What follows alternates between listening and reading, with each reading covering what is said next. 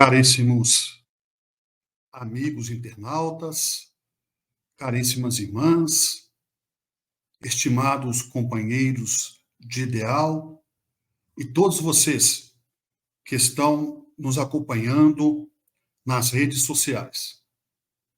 Que a paz do nosso Mestre Jesus possa estar conosco. Vamos falar de uma experiência não tanto quanto agradável para uns ou torna-se, às vezes, um assunto de curiosidade, de estudos para outros. As chamadas histórias arrepiantes. Nesse primeiro episódio, recorremos ao início dos anos 90. Vim de uma família espírita, como diz no linguajar popular.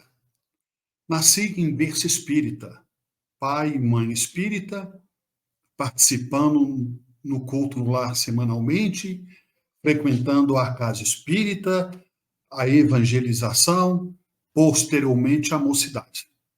Mas eu só vim dedicar mesmo a causa, à doutrina espírita, ao semelhante, nos trabalhos de um centro espírita cristão kardecista, os meus 23 anos de idade. Quando eu estava com os meus 28 anos, aproximando-se dos 29, já com quase 30 anos, muito precocemente, já com essa idade, eu tinha a responsabilidade de coordenar as reuniões de estudo, as chamadas reuniões públicas e também as chamadas reuniões de desobsessão. Esta última reunião de desobsessão, para quem ainda não aprofundou nos estudos da doutrina espírita e que está nos ouvindo, é aquela reunião aonde prestamos auxílio aos nossos irmãos que já partiram, aonde dialogamos, conversamos com os nossos irmãos desencarnados, com os nossos irmãos que não estão mais na matéria. Ou, como queiram, conversamos com as entidades, com os espíritos. Pois bem, eu muito novo ali, conversando com aqueles espíritos, com aquelas entidades, através dos médios, no fenômeno popularmente conhecido como incorporação, mas, na verdade, vale dizer que o médio, o que está recebendo o espírito, ele não incorpora o espírito. O espírito não entra dentro do corpo do médium. É um linguajar popular que se usa no meio espírita. Kardec define em O Livro dos Médiuns como processo de psicofonia, onde o espírito usa as cordas vocais do médium para comunicar-se. Obviamente, transmitindo não somente através do pensamento, da fala, também transmitindo as suas emoções, as suas alegrias, as suas tristezas, a sua mágoa, o seu ódio, a sua paz, dependendo da condição que o espírito se apresenta ali naquele momento. E eu ali, muito novo, com aquela imensa responsabilidade de conversar com os espíritos.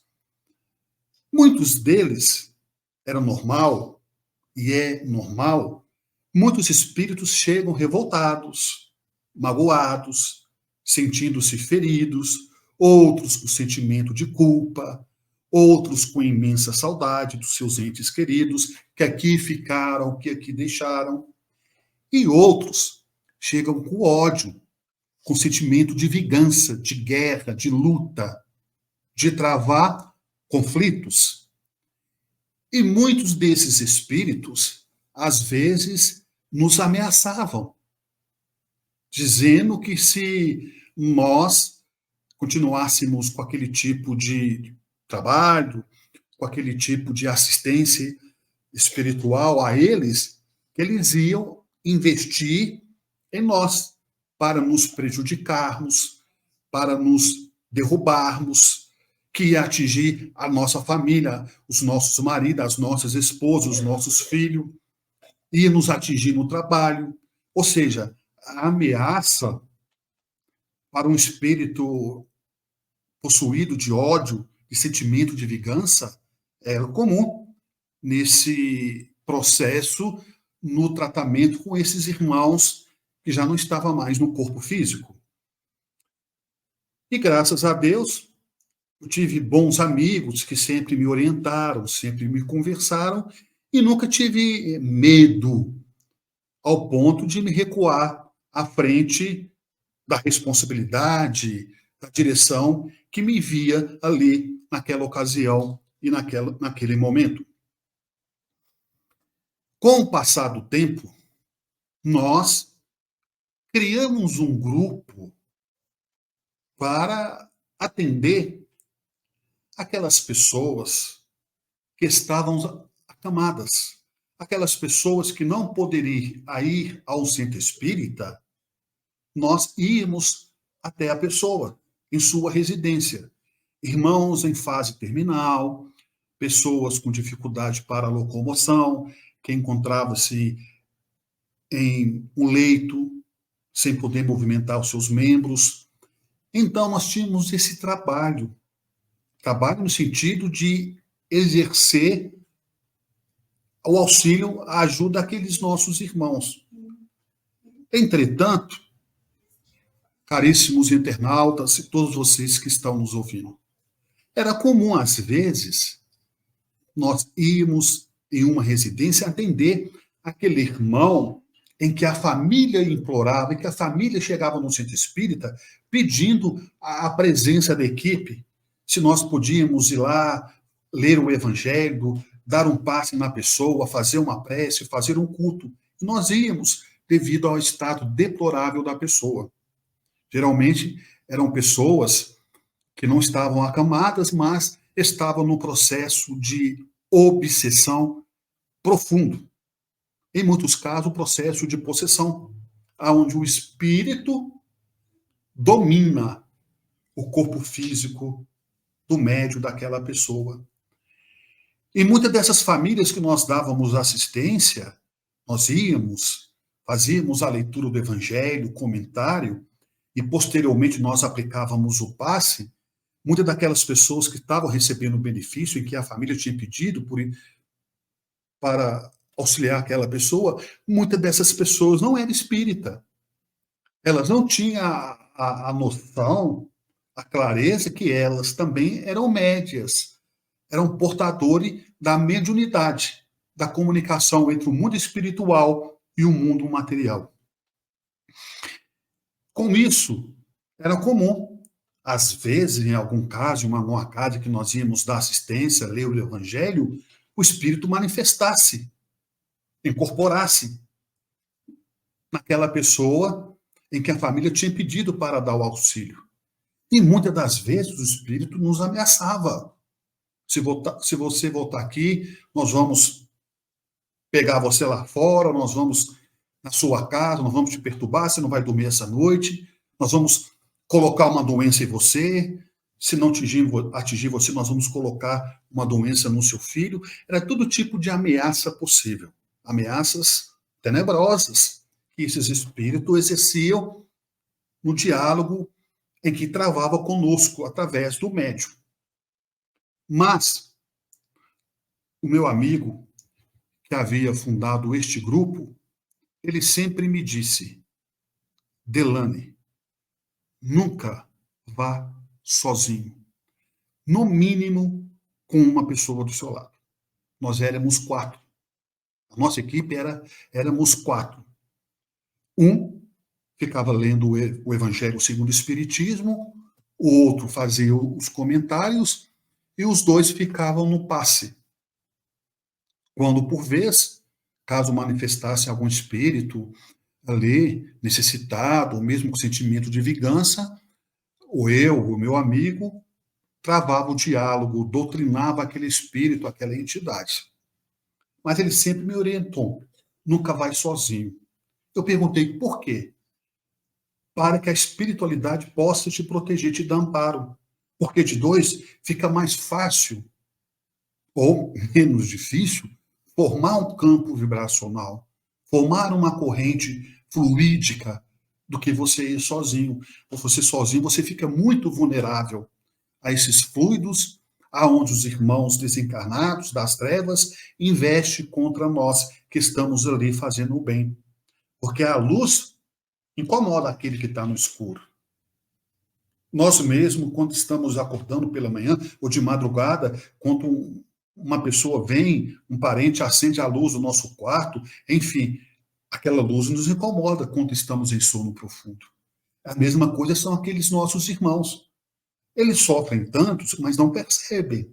Eles estão em sono profundo, psíquico, e não percebem. E vivem fazendo mal. Mas quando vê a luz, não que sejamos mais evoluídos do que eles, mas a luz da espiritualidade, dos benfeitores que nos acompanha, acaba os incomodando. E com isso, a importância de estarmos preparados 24 horas para estar com esses nossos irmãos, conversando, dialogando. Por isso ele sempre falava: Delane, nunca vá sozinho. Isso aí, para mim, ficou bem claro, não só para mim, como para os demais do grupo. Em determinado momento, estávamos em período de férias, cada um tirou um recesso, final do ano, de janeiro, havíamos passado o Natal, Ano Novo, trabalhando na casa espírita, muito serviço, muito trabalho, a entrega da distribuição de Natal nas famílias carentes. Isso nos demanda tempo, nos demanda um esforço físico, mental e emocional. Quando foi em janeiro, nós saímos de férias das reuniões de desobsessão. Somente continuavam em atividade as palestras públicas, que são destinadas a ouvir a palestra dos nossos irmãos que ali estão, realizando os comentários do Evangelho e os passes que as pessoas iam ali receber. Quando, por vez, todos estavam viajando, quando, por vez, eu recebo um telefonema de uma mãe muito desesperada, em que a filha estava possessa. A filha mudou da água para o vinho. E ela conversando comigo no telefone, eu escutava os gritos da filha dela. A filha dela realmente estava sob uma influência espiritual fortíssima. Com isso, então, essa nossa irmã me solicitou se eu poderia ir até a sua casa realizar o culto do Evangelho, se eu poderia ir fazer uma prece, dar o passe na sua filha. Na mesma hora, eu aceitei. Embora naquele exato momento eu lembrei do conselho do meu amigo. Não vá sozinho. Se nós não estivermos aqui, procure uma pessoa ou uma terceira pessoa do centro e vá com ela, mas nunca vá sozinho. Eu pensei, eu vou.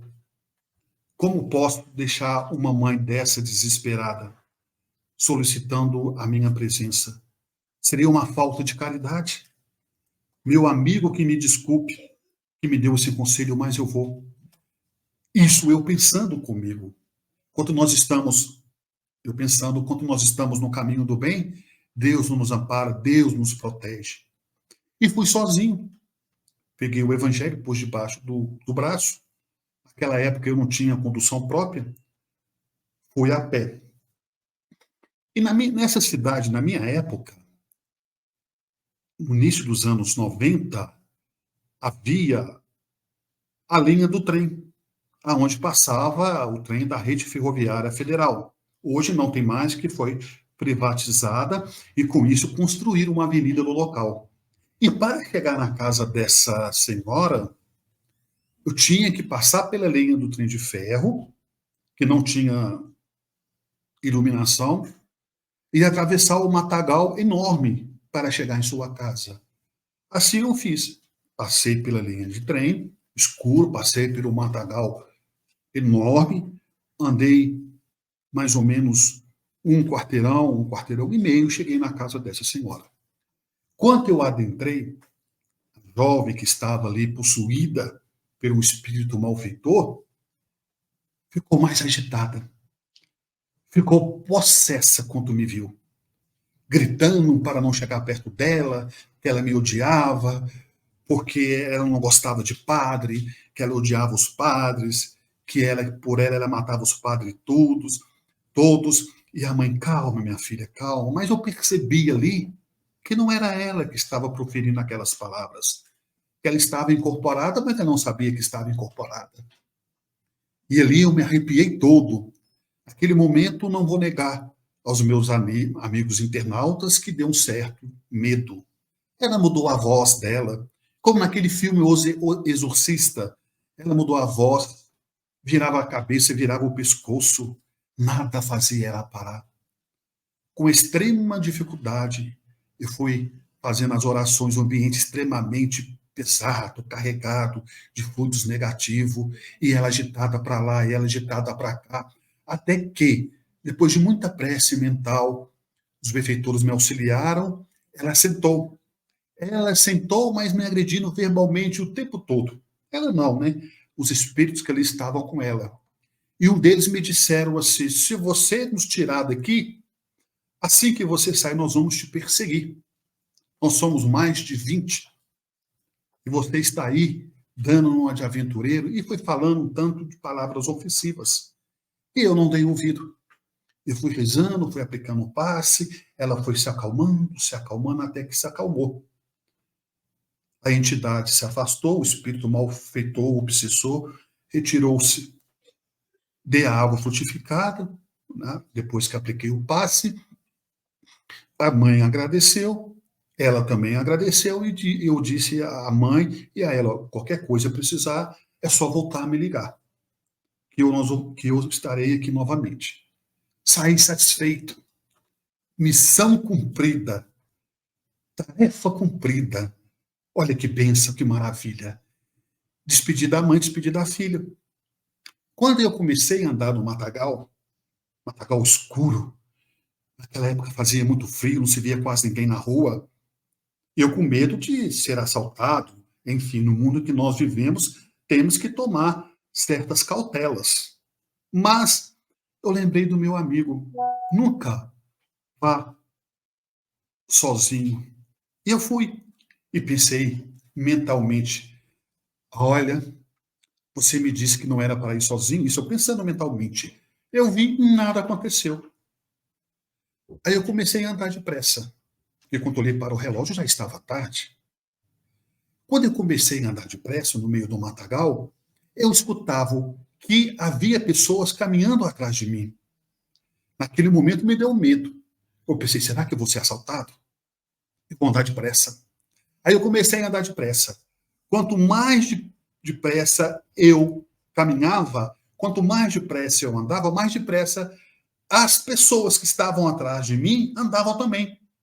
E eu percebi que não era só uma pessoa que estava atrás de mim, haviam mais pessoas.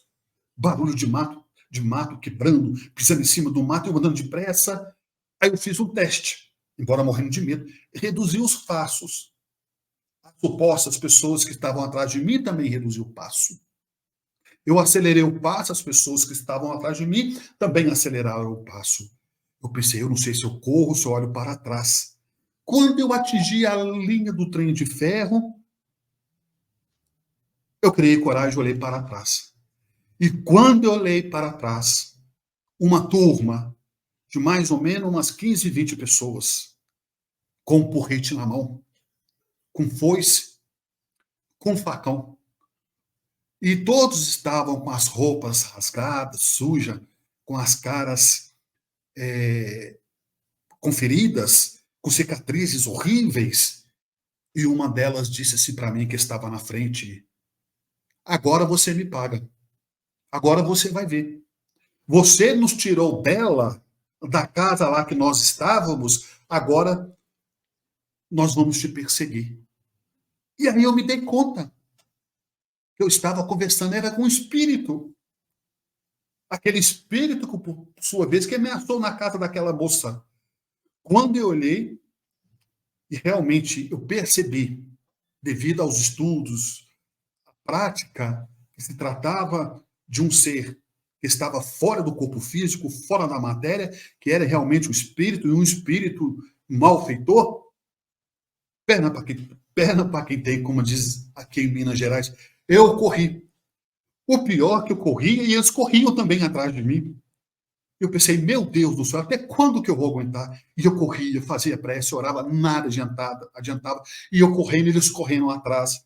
Se fosse hoje, eles iam vencer naquela época, 28 anos, cheio de saúde, cheio de vitalidade. E eu corria. Aí eu lembrei que quando eu estava correndo, que havia um centro espírita perto.